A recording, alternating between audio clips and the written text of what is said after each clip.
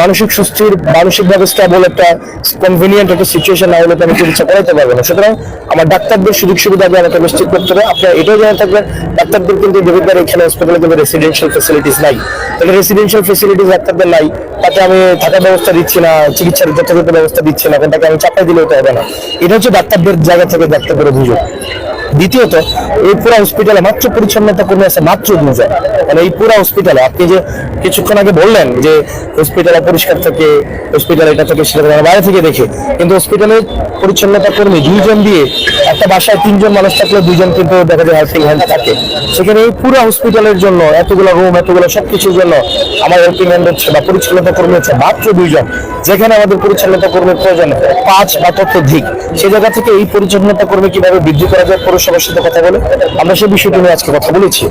তৃতীয়ত হচ্ছে রোগীদের জায়গা থেকে যে যে অভিযোগগুলো এসছে সেগুলো হচ্ছে ডাক্তাররা যথেষ্ট সময় তারা চেম্বারে আসেন না, তবে তাদেরকে 8টা থেকে 2টা পর্যন্ত থাকার কথা, তারা 8টা থেকে 2টা পর্যন্ত থাকেন না, না থেকে তারা হচ্ছে প্রাইভেট হসপিটালে রোগী দেখেন, তারা হচ্ছে সরকারি হসপিটালে তারা আলাদা হচ্ছে ফি নিয়ে রোগী দেখেন।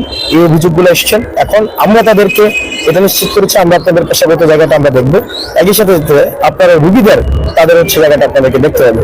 সেই জায়গা থেকে তারা নিশ্চিত করেছেন 8টা থেকে 2টা পর্যন্ত তারা হচ্ছে হসপিটালে অবশ্যই থাকবেন, এবং যারা পেশনে যে ডাক্তারগুলো হচ্ছে রয়েছে বিভিন্ন জায়গায় তাদেরকে আমরা ফিরিয়ে আনছি।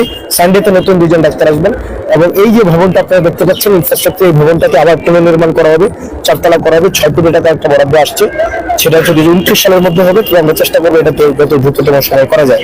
সাংবাদিক ভাইদেরকে আমি অনুরোধ করবো, ডাক্তার এবং রোগীর সম্পর্কে কিন্তু চোর পুলিশের সম্পর্ক না।